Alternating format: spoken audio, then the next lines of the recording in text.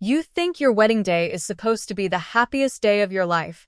Mine became the day my entire family fell apart. Just minutes before I was about to say, I do. My own sister walked into my wedding and exposed photographs that made everyone believe my fiancé had betrayed me. The guests turned against us. The ceremony stopped. My dream wedding collapsed before my eyes. But that was only the beginning, because moments later, my grandmother stood up with a sealed envelope she had hidden for more than 30 years.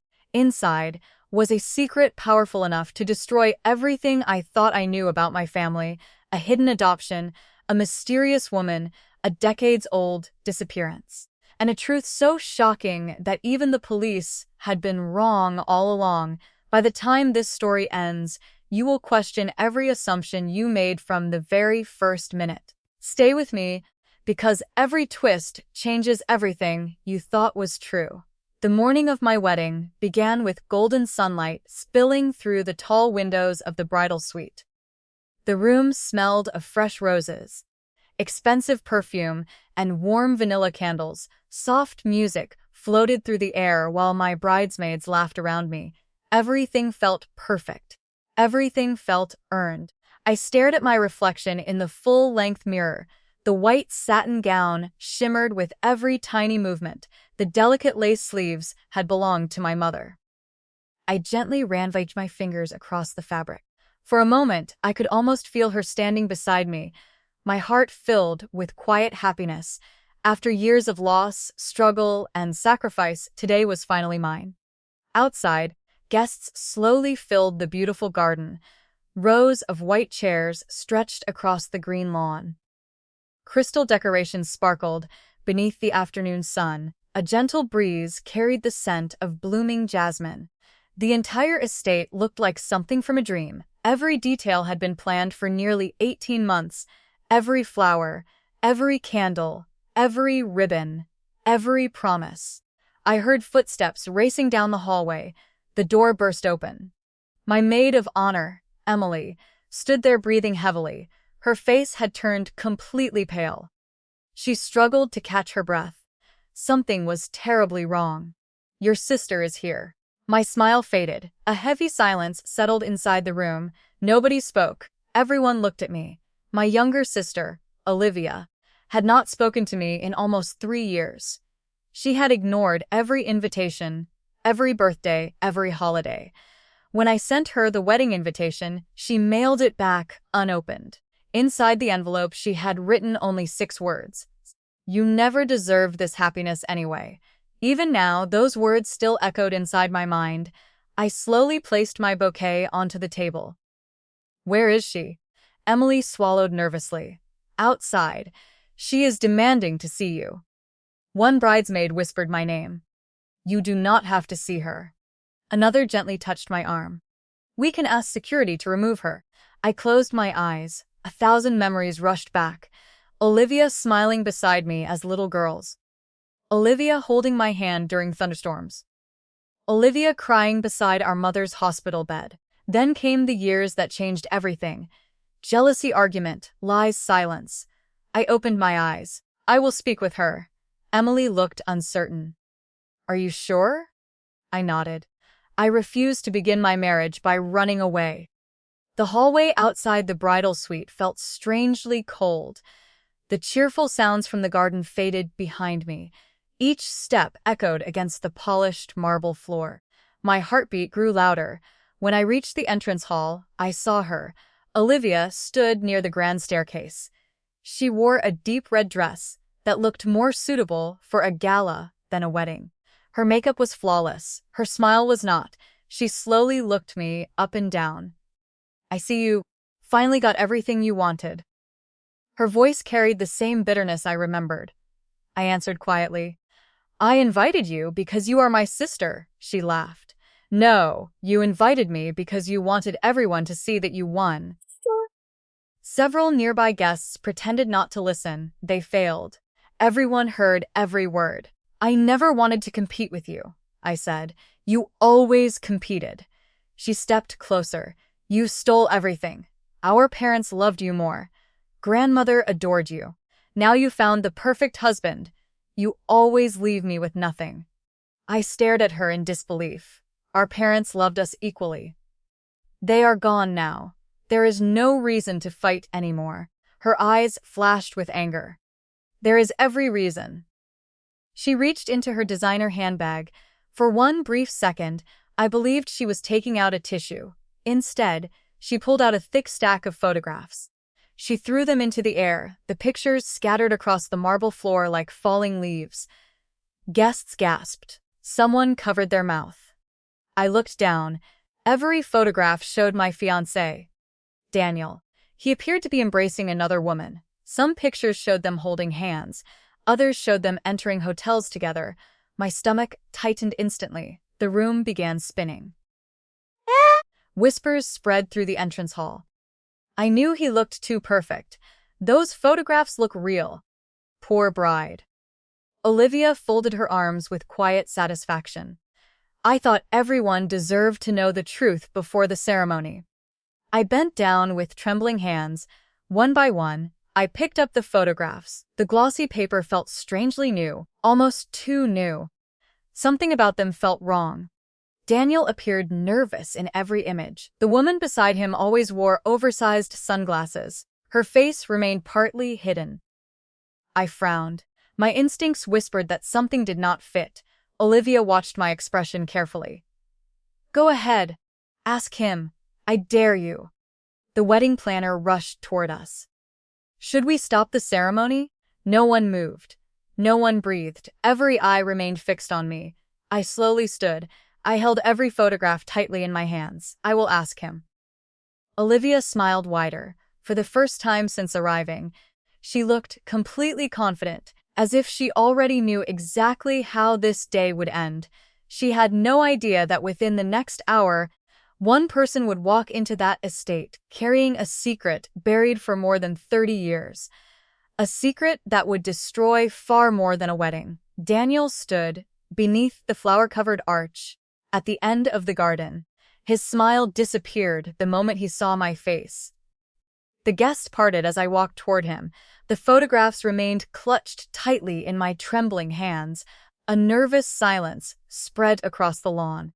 Even the string quartet stopped playing. The only sound came from the gentle wind rustling through the trees. Daniel stepped forward. "What happened?"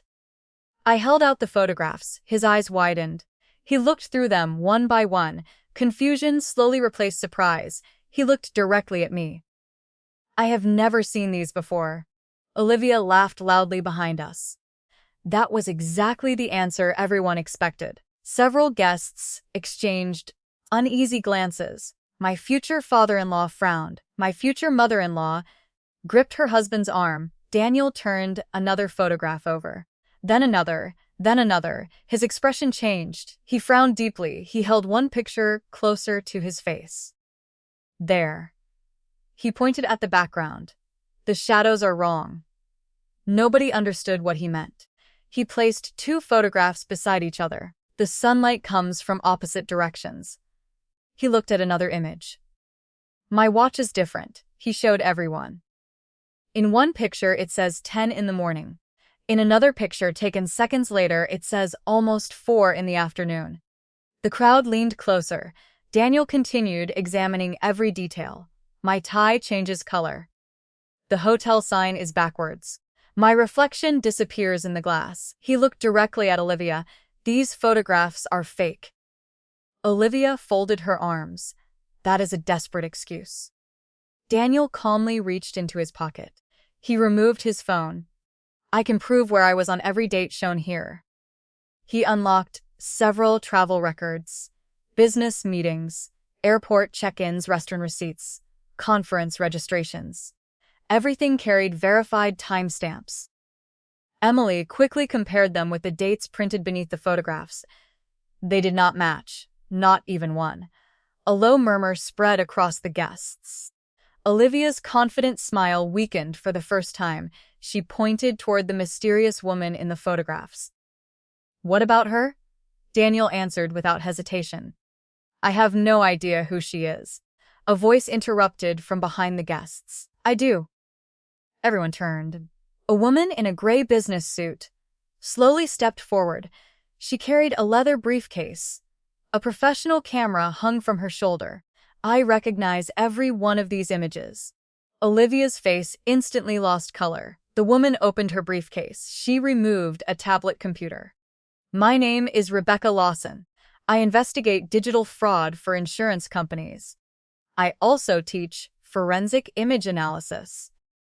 She connected the tablet to the large display screen the wedding planner had prepared for the ceremony slideshow. Within seconds, the photographs appeared on the enormous screen. Rebecca enlarged one image. Colored outlines appeared around Daniel's face, then around his hands, then around the woman beside him. These sections were inserted separately. She zoomed in again. Tiny editing marks became visible around the edges. The creator forgot to remove compression artifacts. Another image appeared. The reflections do not match. Another. The perspective is impossible. Another. The lighting has been digitally blended. The whispers became louder. One elderly guest shook his head. Another quietly pulled out a phone to record everything. Rebecca looked calmly toward Olivia. Whoever created these photographs spent many hours editing them. They are impressive. They are also completely fabricated. Olivia swallowed. You cannot prove who made them. Rebecca nodded slowly. You are correct. I can. She opened another folder. The editing software automatically embedded hidden metadata. She enlarged several lines of technical information. The files were created on a computer registered to Olivia Carter. A collective gasp swept through the garden. Olivia stared at the screen without speaking. Rebecca continued. The files were saved 34 times. They were exported yesterday evening. They were uploaded from the wireless network inside Olivia's apartment. Every word struck harder than the last. Olivia slowly backed away. Her breathing became uneven. Daniel stepped beside me. He gently took my hand. I told you the truth.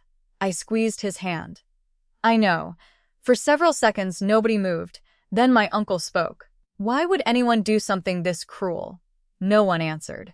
Olivia suddenly shouted, because she deserves it. Her voice cracked with years of buried resentment. She always gets everything. You all chose her. You always ignored me. Tears rolled down her face. I was tired of watching everyone love her. My grandmother slowly rose from the front row. She had remained silent since the ceremony began. Her silver cane tapped softly against the stone pathway. Every guest instinctively stepped aside. She stopped only a few feet from Olivia. Her face showed sadness instead of anger.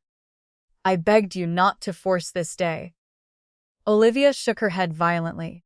You chose her too. Grandmother closed her eyes. I protected you. No, you protected her. Grandmother opened her purse. She removed a thick yellow envelope. Its edges had become worn with age. The paper looked decades old. She held it carefully with both hands. I hoped this secret would stay buried forever. My heart suddenly began racing. I had never seen that envelope before. Neither had anyone else. Grandmother slowly looked at me, then at Olivia, then toward every member of our family. The time has finally come for both of you to know why your mother made me promise never to reveal the truth. The entire garden fell into complete silence. Even the birds seemed to disappear. Grandmother carefully broke the faded seal. She reached inside the envelope, then she pulled out 2 birth certificates. They were not identical. The papers trembled slightly in my grandmother's hands, not because of age, because of the weight of the truth they carried. She looked first at me, then at Olivia. Tears slowly filled her eyes. I prayed that this day would never come. I prayed that both of you could live your entire lives without knowing. My father had always told us that family secrets destroyed more lives than honesty ever could. Standing there, I finally understood what he meant. Grandmother unfolded the first birth certificate. She raised it high enough for several family members to see. This belongs to Amelia. My name echoed across the silent garden. She unfolded the second document. and this belongs to Asivia. The two certificates appeared almost identical. The same hospital, the same date, the same time, the same parents listed on each document. At first glance, nothing seemed unusual. Then grandmother pointed to a small notation near the bottom of the second page. This amendment was filed 6 months after the birth. Nobody understood. My aunt stepped closer. What amendment? Grandmother took a slow breath. The original record was sealed. The state issued a replacement. My chest tightened. Why? Grandmother closed her eyes for several long seconds. Because Olivia was never born to your mother. The words struck the crowd like thunder. Someone dropped a champagne glass. It shattered against the stone walkway. Olivia stared at grandmother. No, grandmother nodded slowly. Yes, you were born to your mother's younger sister. Complete silence followed. Even Olivia stopped breathing for a moment. My aunt? Grandmother whispered. Your birth mother. I felt my knees weaken. I grabbed Daniel's arm to steady myself. Nobody had ever mentioned another sister. Not once, not in photographs, not in stories, not during holidays. She simply did not exist in our family history, grandmother continued. Her name was Caroline. She was beautiful.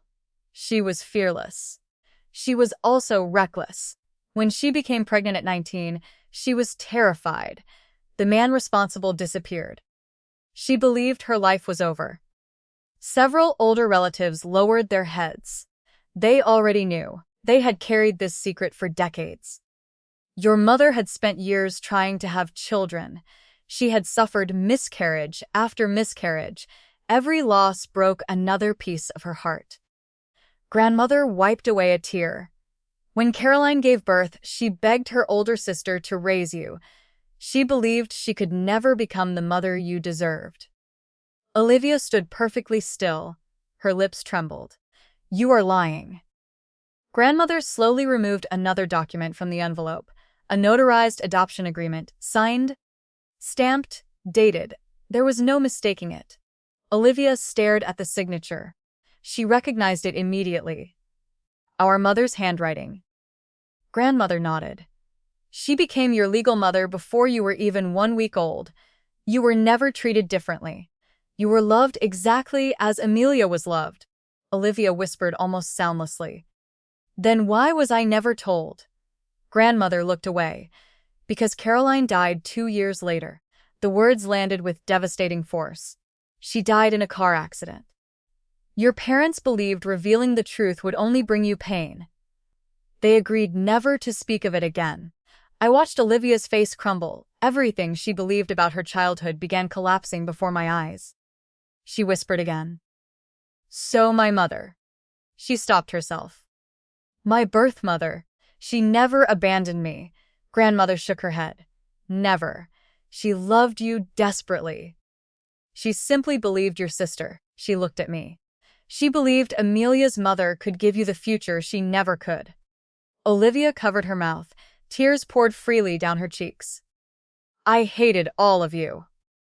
I spent years believing nobody wanted me. Grandmother's voice grew even softer. That was never true. You were wanted. You were protected. You were cherished. Olivia slowly looked toward me. Her eyes were full of confusion.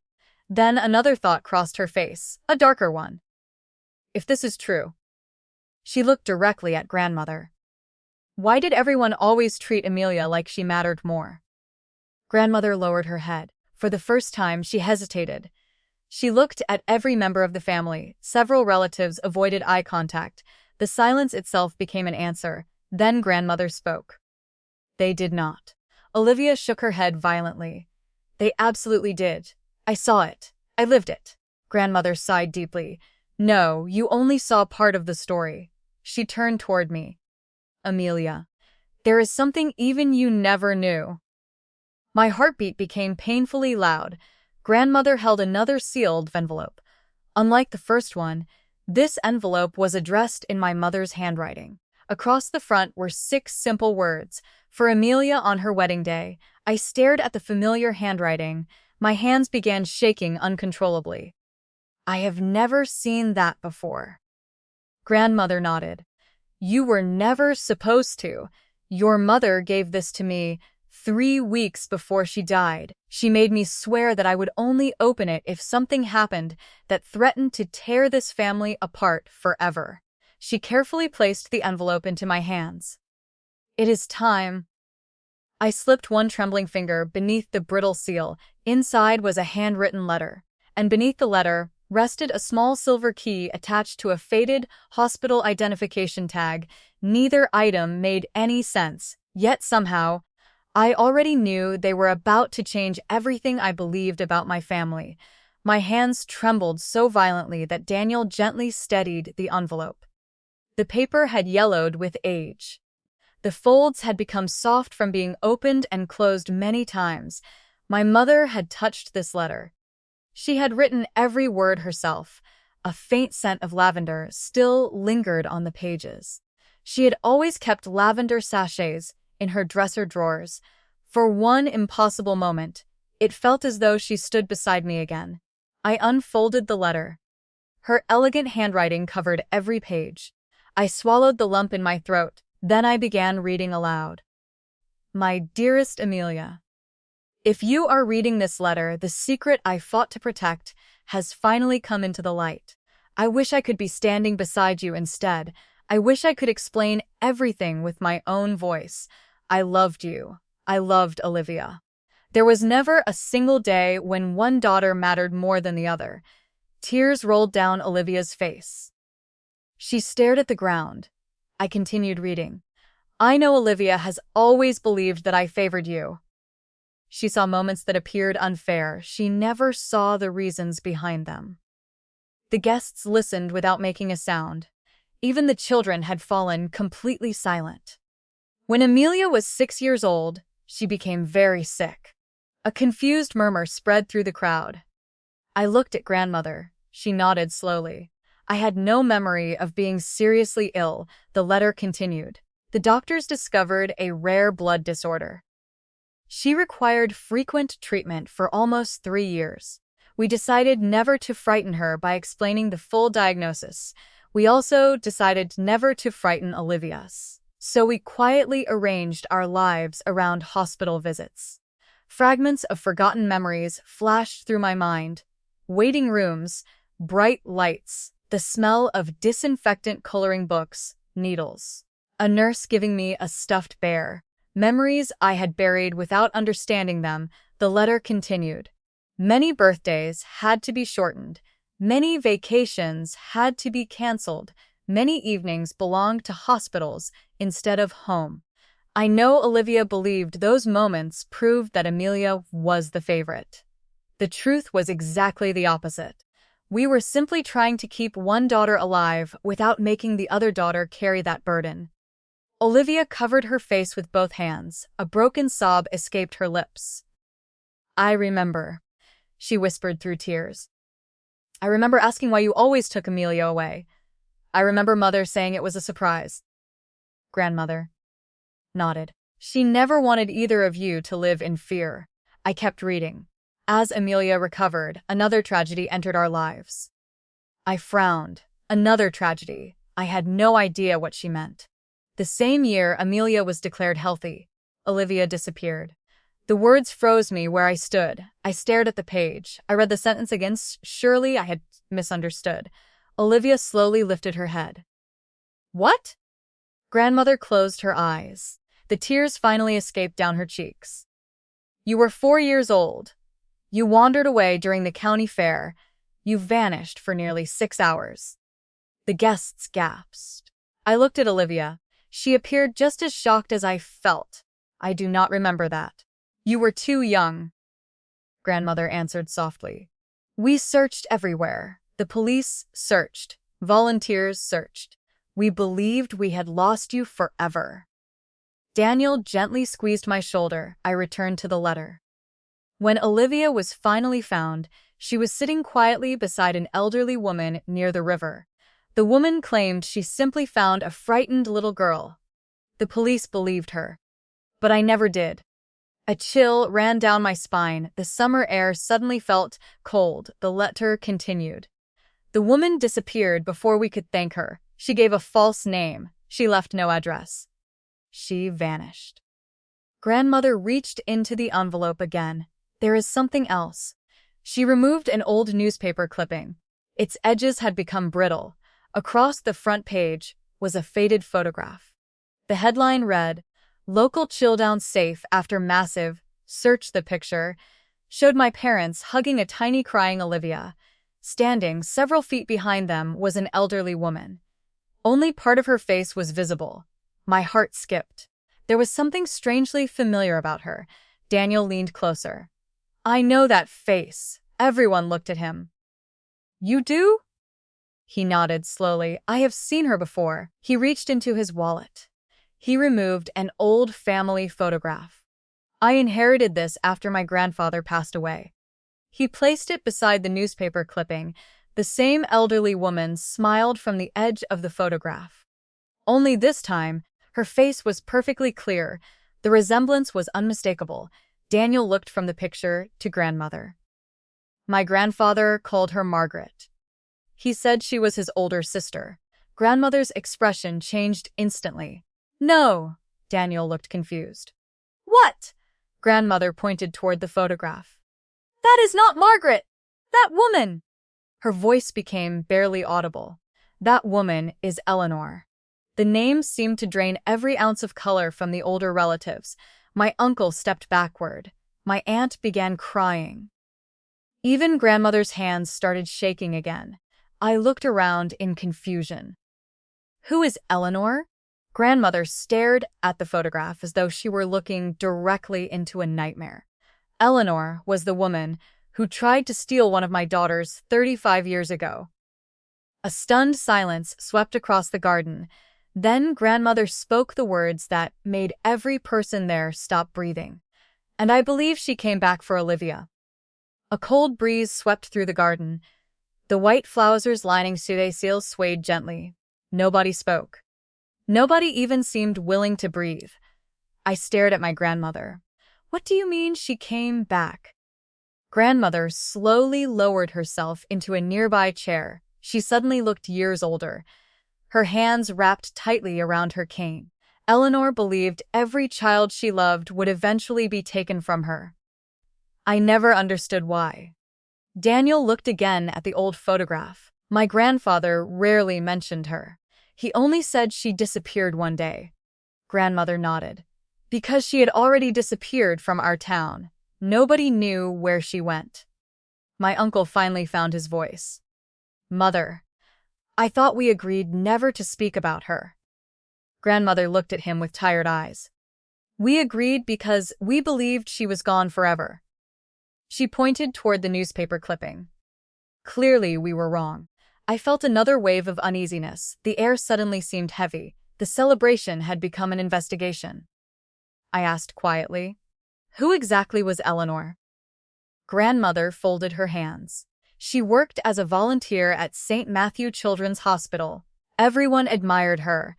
She brought toys. She baked cookies. She comforted frightened children. No one suspected anything." Daniel frowned. "What changed?" Grandmother answered without hesitation. "Children began disappearing." Gasps spread through the guests. At first, everyone believed the families had taken them. Then another child vanished. Then another. The police found no connection. They found no evidence. They found nothing. Until one little boy escaped. Every eye remained fixed on grandmother. He told investigators about a smiling woman who promised every child a better family. He described Eleanor. A chill crept across my skin. Grandmother continued. "The police searched her house. They found bedrooms prepared for children, clothes, toys, birthday decorations. Every room waiting for a child who never came home. Someone quietly whispered a prayer. But Eleanor disappeared before she could be arrested. No trial ever happened. No conviction. Only rumors." Daniel stared at the old photograph. My grandfather always claimed she was misunderstood. Grandmother slowly shook her head. "Many people believed that. They wanted to believe it. It was easier." I looked back at my mother's letter. There were still several unread pages. I continued reading aloud. If you have reached this part of the letter, then Mother has probably spoken about Eleanor. I always feared she would return. When Olivia disappeared at the fair, I recognized the woman from an old hospital photograph. I reported my suspicions. The police searched. They never found her. I prayed every day that she would stay away. My voice cracked. I turned the page. If she ever returns, there is one place she always comes back to. I stopped. A small hand-drawn map filled the bottom half of the page. Beside it, my mother had written one sentence. The silver key opens the last place she ever called home. I looked at the key resting in my palm. It suddenly felt much heavier. Daniel examined the map. I know this road. He pointed toward a faded landmark. My grandfather owned property there. Grandmother's eyes widened. Your grandfather? Daniel nodded. A small farmhouse. It has been abandoned for years. Grandmother slowly stood. No, it cannot be. Daniel looked puzzled. What is wrong? Grandmother stared at the map. Eleanor lived in that farmhouse before she disappeared. Silence settled once again. The connection felt impossible. Daniel looked from the map to the old photograph. My grandfather inherited that property from his sister. His voice became weaker. I always assumed the sister was Margaret, Grandmother whispered. It was Eleanor.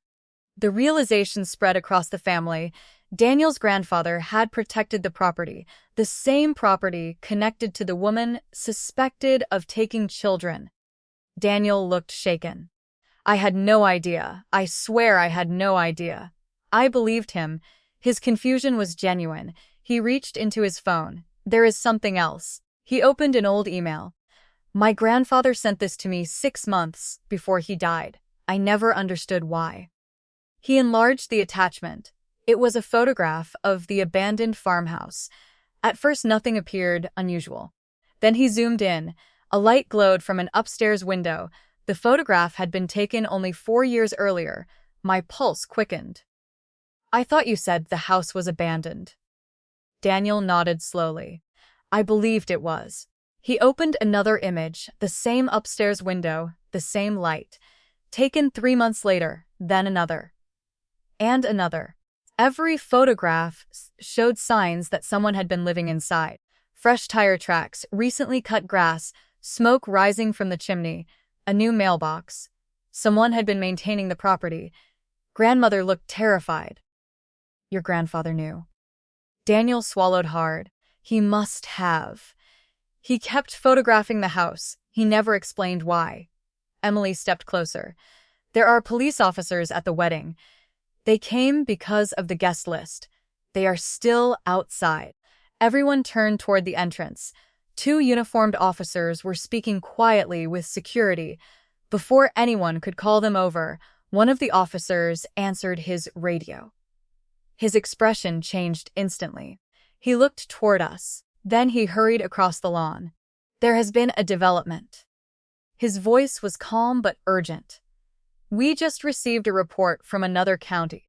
He removed a printed photograph from his folder. We are looking for an elderly woman who matches this description. He handed it to Grandmother. The photograph had been taken by a gas station security camera less than 24 hours earlier. An elderly woman with silver hair stood beside an old blue station wagon. She wore oversized sunglasses. She smiled directly into the camera. Grandmother nearly dropped the photograph. Her lips trembled. It is her. The officer looked surprised. You recognize her? Grandmother nodded. I would recognize those eyes anywhere. The officer took a slow breath. We believe she has been using a different name for decades. He looked around at all of us. Yesterday, she asked several people in town for directions to this wedding venue. Every person in the garden instinctively looked toward the front gate. It stood wide open. One of the security guards suddenly pressed a hand against his earpiece. His face drained of Kavasur. He looked directly at the officer. Then he spoke words that sent terror through every guest. Sir, there is an elderly woman walking up the driveway, and she is asking for Olivia by name. Every head turned toward the entrance. The music had long since stopped. The garden felt unnaturally quiet. The security guard took another step backward. His hand rested near his radio. The officer walked toward the gate with measured steps. Keep everyone where they are. No one leaves. No one approaches her. My heart pounded against my ribs. I looked at Olivia. She had become completely motionless. She whispered one question. Why would she ask for me? Nobody answered. The answer frightened everyone. A second security guard appeared from the front path. He looked shaken. She refuses to leave. She says she has waited 30 years for this day. Grandmother gripped her cane so tightly that her knuckles turned white. Daniel quietly stood in front of me. Almost without thinking, he placed himself between me and the entrance. The officer spoke into his radio. All available units respond to the main garden. We have a possible identification. Within moments, several more officers entered through the front gates. Guests quietly moved farther back. Children were escorted inside the estate. The elderly woman finally appeared at the end of the stone walkway.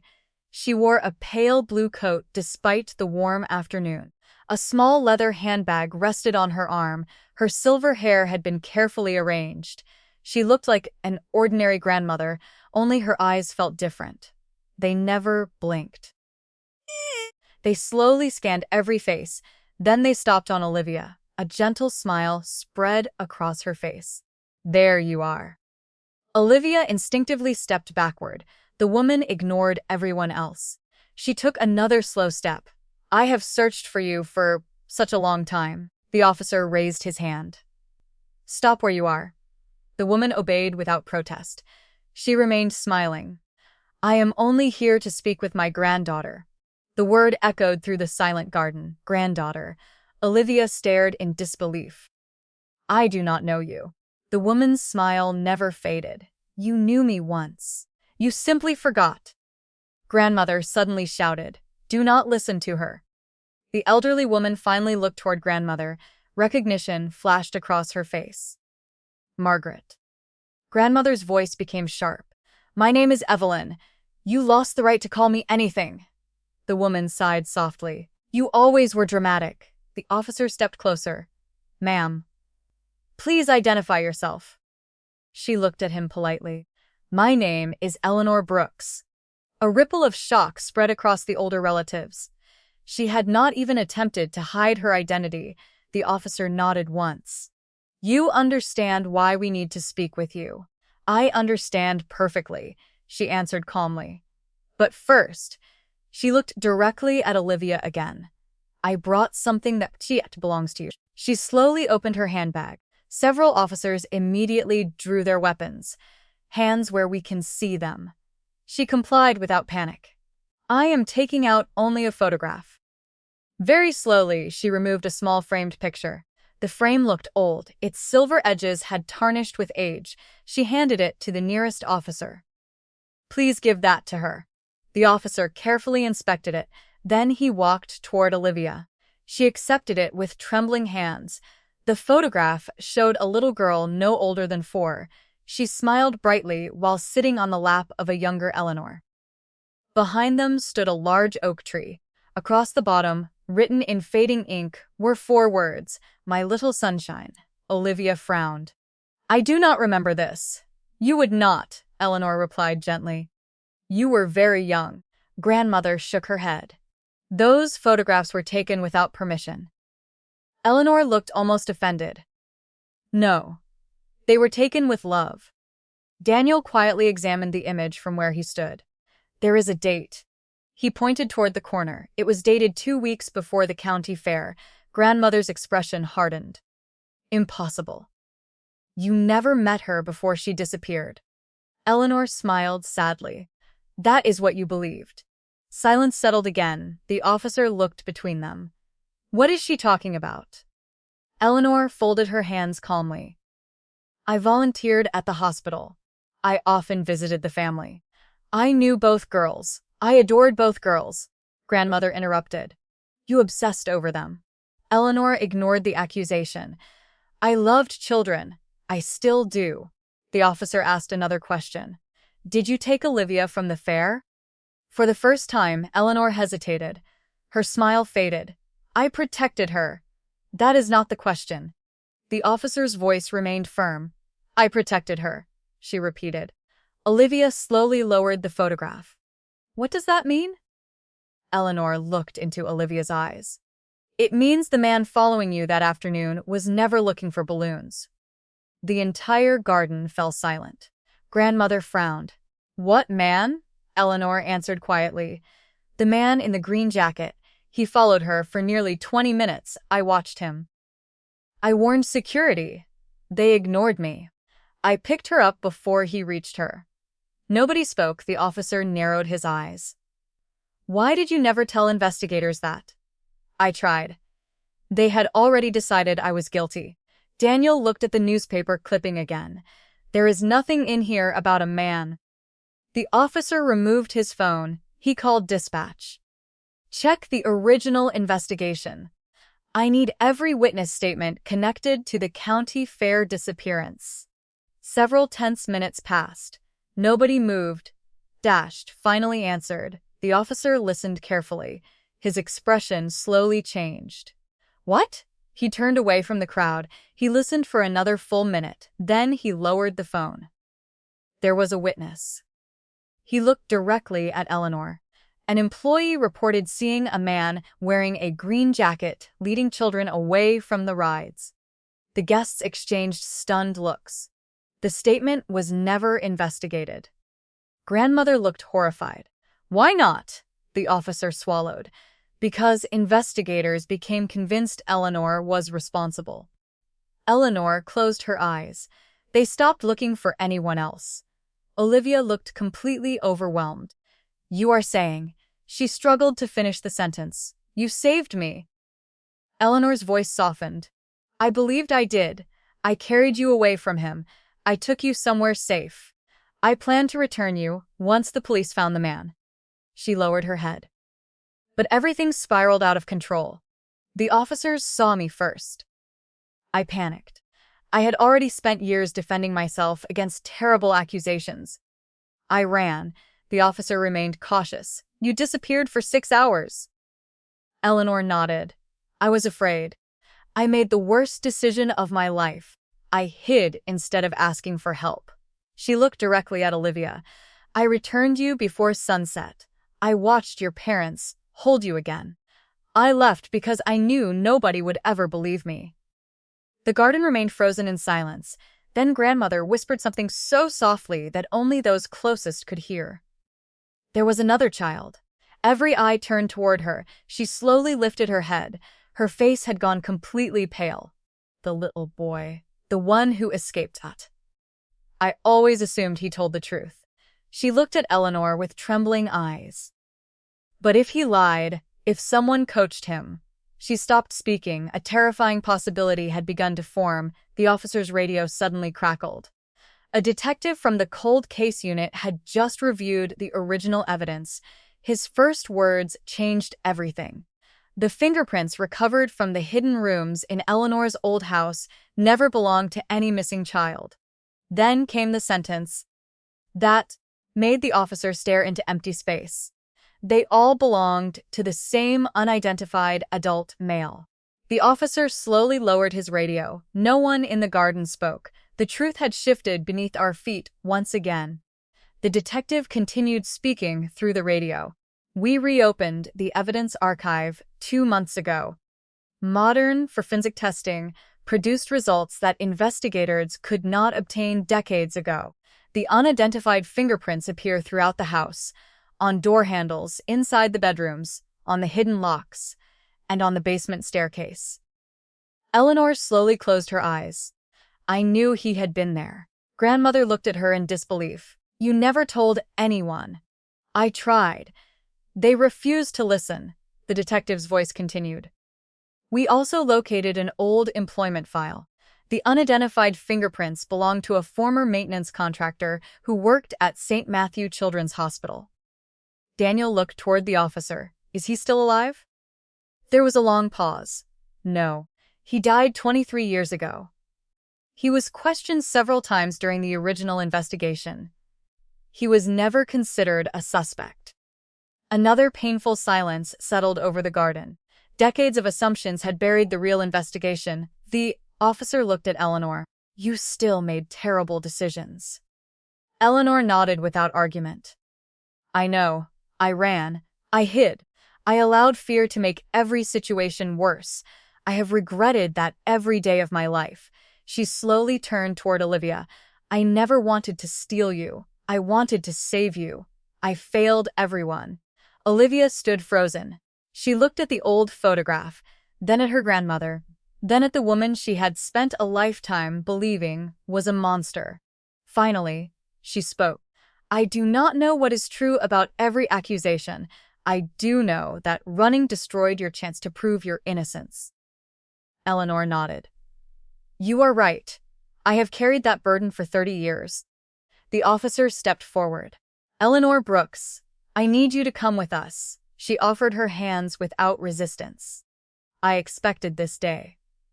As the officers gently escorted her away, she stopped beside Olivia one last time. "I never wanted your life.